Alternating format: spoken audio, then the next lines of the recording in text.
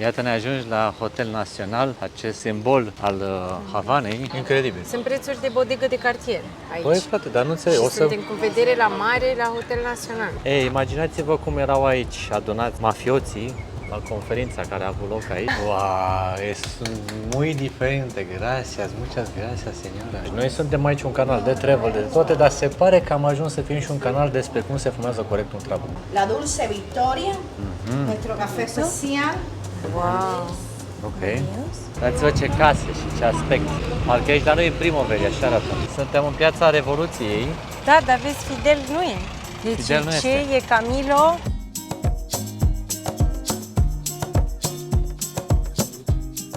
Salutare, oameni buni și frumoși de pe străduțele din Havana. Suntem în continuare în explorare aici, ne place foarte mult. Aici Alex alături de Yasmin, suntem în aventura un om cu un ghiozdan, dacă ne vedeți cumva pentru prima oară. Pentru cei care ne-ați mai văzut deja, vă salutăm cu drag.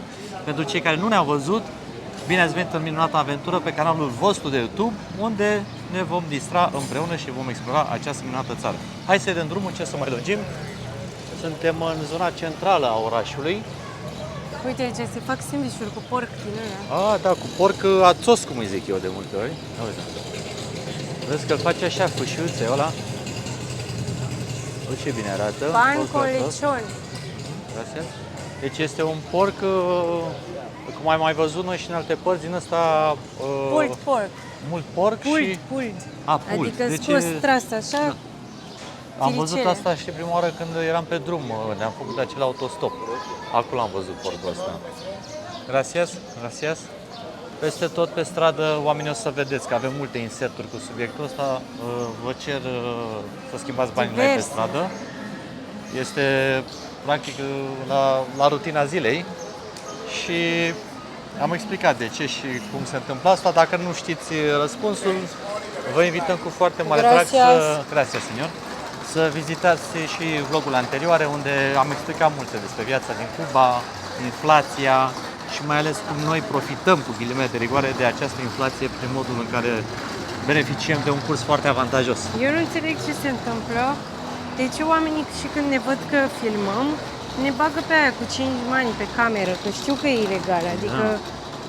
Oh, hai pe aici. Hai pe aici, uite, aici e Crezi Capitoliu, iar aici cred că este un cinematograf pentru copii, uite ce frumos arată. Crezi că e vreo țeapă? Nu știu ce să zic. Ce vrea să spună Yasmin e că e ilegal, practic, să se schimbe bani așa pe stradă și pentru mai ei ales să te vadă pe e cameră. problematic, exact. Iar aici sunt telefoanele pe care le-am mai filmat și în alte episoade, unde... E ton? Da. E ton, a? Ia, dă să dau și eu ceva. De mult am mai auzit un ton, ne auziți. Tonul la telefon. Ton pe care aici poți să folosești cartelă, dar avem și varianta, că am văzut pe un domn care folosea cu fise, bagi pe aici fisa și folosești telefonul care va aici în fața Capitoliului, da? Deci suntem fix în centrul centrului.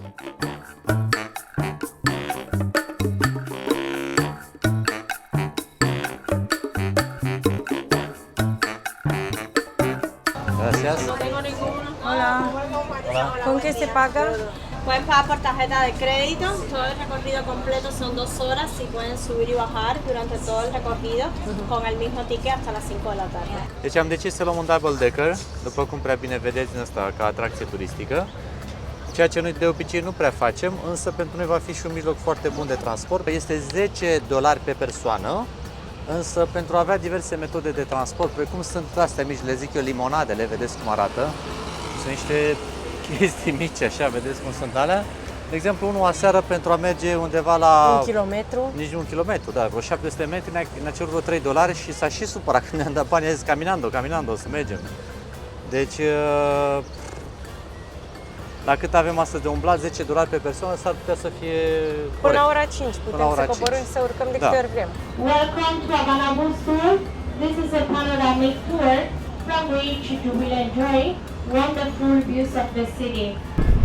Aici este fortăreața care proteja intrarea în port. O fortăreață pe care o putem vedea așa din trecere, ceea ce nu ne place, să ne mișcăm și să și vedem. Rasea mare. Rasea mare, nu? Da, într-adevăr, mirosul nu putem să arătăm pe cameră, dar se simte și foarte De-aia îmi frumos. place mai mult aici sus. Da, adevărat. Plus că vezi 360. Exact. Uite ce tare și mașina de trece. Uitați-le ce frumoase sunt. Deci nu pot să le spun cuvinte cât de mult poate să placă. Astăzi o să mergem acolo să vedem Apulsul, așa frumos unde o să te lase. Plus că va fi și evident un concert, cum prea bine ne așteptam, cu muzică cubaneză. Deci acolo la ora 7:30 rezervarea ne așteaptă.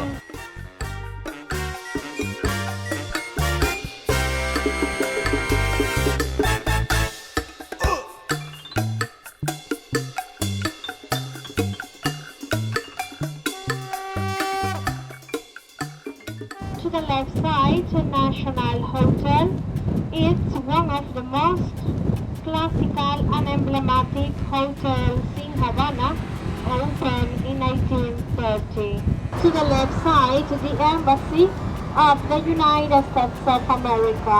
In front of you, Melia Coiva Hotel, more modern and 5 stars. It was built in 1994. Deci în 1994, hotel de lux aici. Îl vezi? Ce bine arată? Melia Cohiba, și cartierul ăsta. Dați-vă ce case și ce aspect. Parcă aici, dar nu e primăveri, așa arată. Ce frumusețe pe aici. Incredibil, incredibil.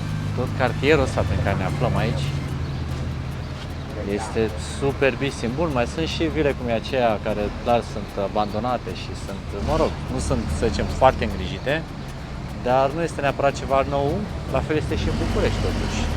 Arată spectaculos aici. Mi-aș dori o proprietate în acest cartier.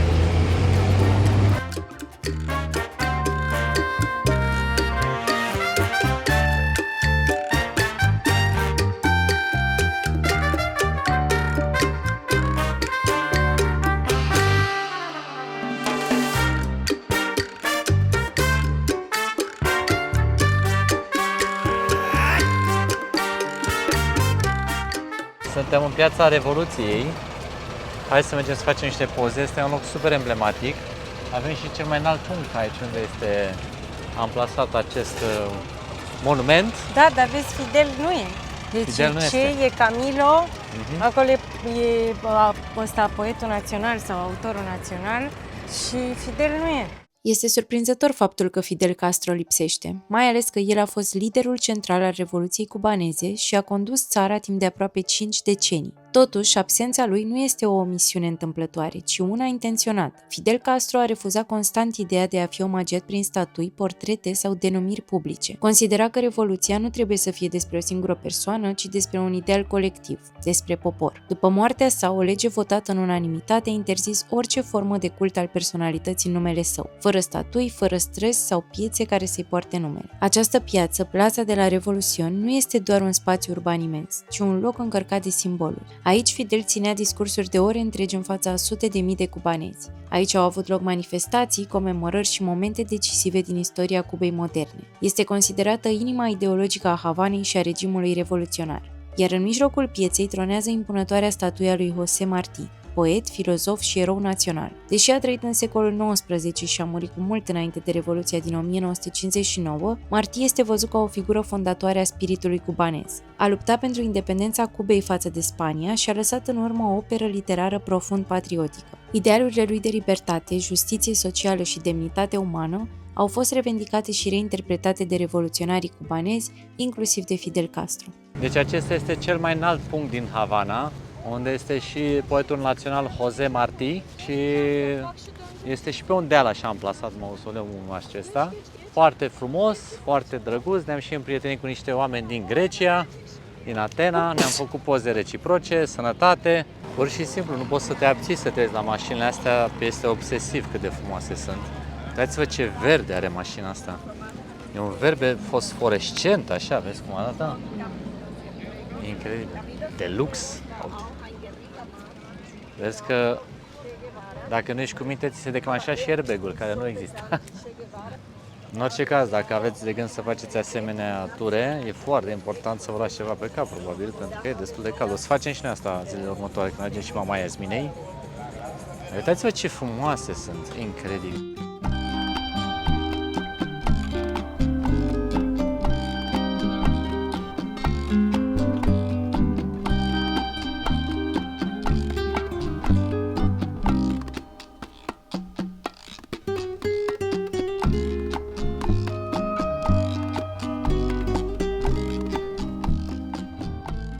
Iată, ne ajungi la Hotel Național, acest simbol al Havanei, locul în care s-au întâmplat o grămadă de momente istorice.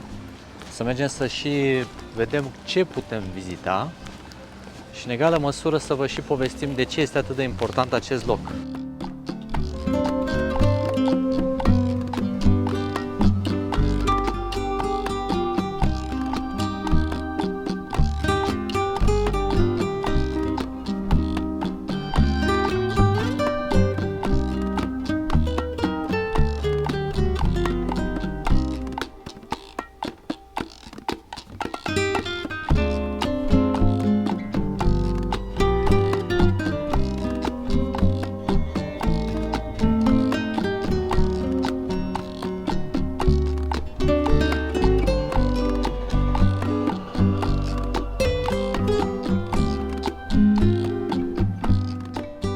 Nu vine să cred că suntem în acest loc atât de plin de istorie. A fost inaugurat acum aproape 100 de ani, în 1930, iar pe aici s-au perindat o grămadă de personaje istorice. Hotelul ăsta a fost martorul unora dintre cele mai spectaculoase și controversate momente din istoria Cubei. În anii 40 și 50, aici se întâlneau mafioși celebri, gangsteri din Statele Unite, figuri politice influente și vedete de la Hollywood. Era epicentrul unei lumi ascunse unde se învârteau bani mulți, influență și corupție. În 1946, aici a avut loc o întâlnire istorică, faimoasa conferința mafiei, unde lideri ca Lucky Luciano și Meyer Lansky s-au reunit pentru a-și împărți interesele în Cuba. Havana devenise la vremea respectivă un paradis pentru jocurile de noroc, prostituție și spălare de bani cu sprijinul regimului Batista. Astăzi, Hotel Național este patrimoniu național și rămâne una dintre cele mai faimoase clădiri din Havana, vizitate de turiști din toată lumea. Prima informație super interesantă pe care vă putem da de aici, de la fața locului, este că drinkurile, și ne-au luat refresco, deci nu cu alcool. Tu ți-ai luat cu alcool? Ia uite bă ce mafie. Eu mi-am luat din ăsta, că am zis că e prea devreme să încep cu alcool. Sunt la prețuri... Dar să nu te prind că vrei din al meu. Hai, zici mi-o. Nu. Sunt la prețuri de care? Păi, un cocktail este 7 lei și apa e 2 lei. Și sucul e 4 lei. Și sunt prețuri foarte ieftine, adică mai mici decât în orice loc din centru. Incredibil. Sunt prețuri de bodegă de cartier aici. Păi, frate, dar nu înțeleg. Și suntem cu vedere la mare, la Hotel Național. Și suntem serviți super profi și chestiile chiar sunt mișto. Și am apă minerală. Vezi și ia. Vezi că dacă scoate un nou, cât era? 300 era un. Da, vă rog. Dar sunt și fazani de bicici. Asta e găina cubaneză, ia uitați-o. Găina de Cuba. N-ai niște boabe, ceva să-i dăm? N-ai adus și tu niște bobițe? Vezi că a venit și cocoșul, cred că ea se ascunde de ăsta din spate, care e cam mai. Uite-l, ai grijă. Uite ce frumos e cocoșul cubanez. Mamă, ce creastă are. Mamă, cât ai creasta! Știi bancul cu găina și cocoșul, care era alergată? Nu știu, probabil mi-ai mai zis de 1000 de ori, dar nu mai vreau să-l ascult. Păi era o găină și un cocoș și cocoșul alerga găina. Și în timp ce o alerga, găina se gândea, bă, dacă stau, zice că sunt curvă. Dacă fug, zice că sunt proastă, așa că mai bine mă împiedic. Cred că l-am mai auzit de 4 ori și ți-am zis că nu vreau să-l auzi și tot mi-ai zis, deci cu asta trebuie eu să trăiesc. Au inclusiv păuni prin ogradă. Ia uitați ce frumos este, înșirat așa aici la umbră, că e și lui calb, vă dați seama, o pasăre nobilă totuși. Găinușele pe aici, toată lumea le imortalizează, deci e moment de bucurie în momentul de față cu toată distracția de aici, mai inclusiv găinuța asta care zici că e... E rocăriță. E o găință rocăriță, da.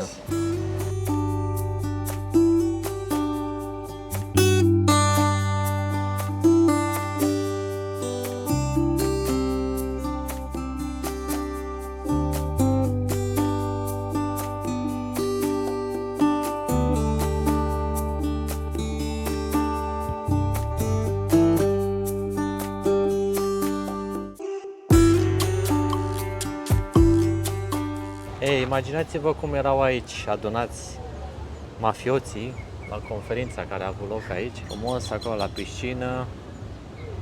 Aici se serveau coniacul, se serveau țigările. un moment de istorie pe care îl putem vedea și trăi aici. Iar pe mine toată povestea asta mă încarcă foarte tare. Enjoy the Coffee. very good coffee. There is one refreshed coffee. The name is Sweet Victoria, and it's very good. If you like to try, you try. Am făcut ce am făcut, am vrut să venim să facem un material cu istorie, cu povești, cu chestii, dar tot la băutură și țigări ne-am lăsat. Dar eu te-am adus prin culoarele astea secrete. Prin tenebre am ajuns aici, la locul unde iarăși stăm ca bări, nici nu, deci dacă vreau să dau mâna cu tine, nici nu ajung. Ia, hai, ajungi? Noi suntem obișnuiți în spații mai înguste. Cam atâta e distanța, cât e distanța aici, e camera noastră. Mai iertăm și noi glumim, că știți că ne permitem chiar de toate, dacă vrem, dar nouă ne place să fim discreți. Ceea ce e cel mai bine. Mi-am comandat lui Alex un rom ca să-și Discreție fumeze și trabucul. modestie, deci mi-ai comandat un rom de câți ani? Ăla de 7 ani. Middle class, cum ar Middle veni. class, ceva pentru ăștia care suntem pe buget în călătorie, deci mi-a luat Nu, un dragă, rom. pentru buget era de 3 ani. Sau ăla alb. Eu mi-am scos deja trabucul, doamna nu știe că el am luat Mie de mi-a la cap. prezentat când face nu știu ce cafea special. Mi pare că văd că o să coste cât 7 romuri. Cafea special. Acum mă gândesc totuși suntem în Cuba, cât de rău să fie. Da, dar foarte amabilă doamna, să vede că Da, ea se cred ocupă, că e da. de aici, din PR. Da. Tare experiența oricum, foarte mișto. Și miroase a țigări, e o experiență pe care nu prea am, doar așa, în situații de realitate, nu e ceva ceea ce eu ca bărbat fac în general. Muchas Aquí gracias. azúcar, ok. Azúcar blanca, azúcar parda y miel. Ok, Gracias. gracias. Deci de rețiuni, dacă vreți să faceți impresie undeva, ce trebuie să ai, Iasmin? Deci nu trebuie să ai altceva decât Microfon. Camera poate să fie cât microfonul de mică. Microfonul e important. microfonul e E baza. pornit, nu e pornit, trebuie să-l ai și să-l afișezi. Dacă sunteți youtuber la început de drum, ăsta e secretul, ca să Luați-vă vă invite microfonul. lumea înăuntru. De glumind, mai ține și de postură și de modul în care ne prezentăm. Bine, Totuși, aveam și botinele, Da, așa, dar tu dacă- aveai sandăluțele. Așa mă prezint eu la hotelul de istorie, aici ce am vrut să facem material istoric. Ne apucă sindromul impostorului, știi? Da. Că te apucă la un moment dat, când lumea te tratează așa, zici, bă, dar cine sunt eu, știi? Dar de fapt, noi suntem Ești Alex și bine. Iasmin. Exact, ești bine. Ok. Your hand, Este o experiență cu somelier, înțelegi? Tare. relajarse. Por eso es el confort de nuestros muebles para sentarse cómodo. Aquí usted disfrute, por favor. Disfrute, ok. Gracias. Bueno, este ya viene, lo trae usted de Sí, la de calle, Viñales. Sí, de Viñales. de Viñales.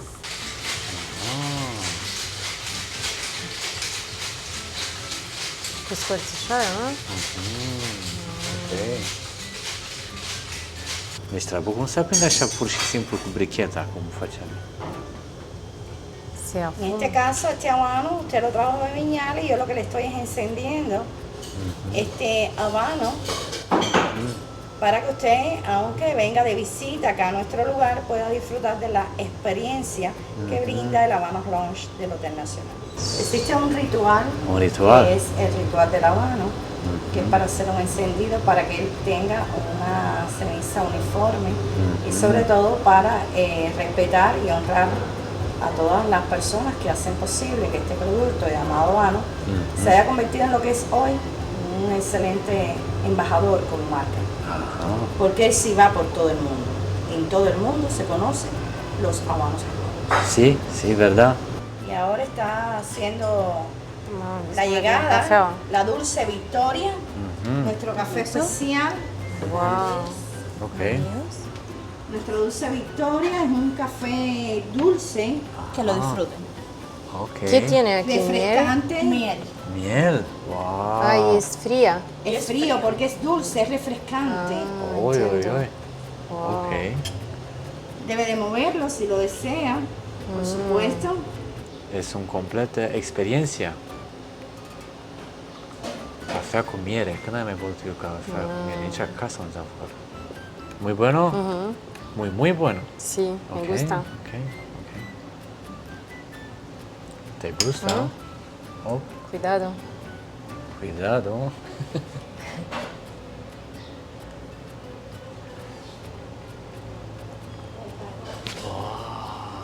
Es muy, muy bueno. Es con dulce de café. miel. Deci ne-am nimerit aici unde suntem tratați cu cafea, suntem tratați cu aprinderea trabucului de vreo 10 minute și este o experiență totală, adică aici trebuie venit. Vamos a ver. En boca. În boca, ok. Fuerte. În gură, adică.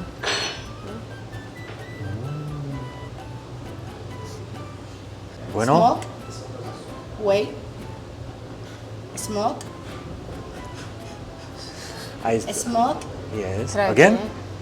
And wait the smoke Wait. in your mouth. Ține în gură. Out. Better. Before I smoke. That's it. No. Smoke. Wait. Drink. Wait. Todo es con paciencia, tranquilo. Everything is with the patience. Now continue with me. Okay. Enjoy at the mouth. Ok. Put the tobacco at your mouth. Strong. Wait. Jog. And out. Așa se fumează un trabuc corect. Eso es corect Iron, fumarea. And now, Okay. one moment, washing your mouth with added water Ah, first. ok. Washing. Strong, strong.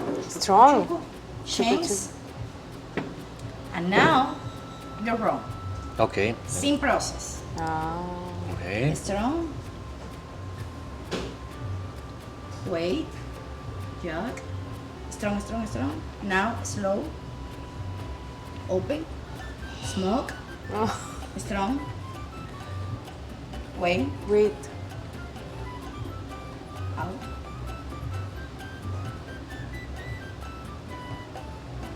Wow, es muy diferente. Gracias, muchas gracias, señora. Ahora sabes. Ahora sabes.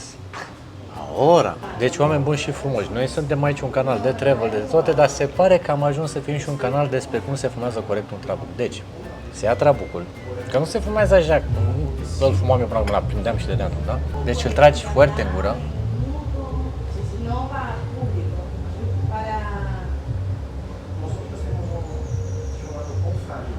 Ce am făcut? Am tras fumul în gură, l-am clătit așa prin toată gura, prin toată, așa, și simt o grămadă de savoare acum. După care se ia paharul de apă, care nu este întâmplător, se bea și se face clătirea gurii. Se ia romul de 7 anișori acesta.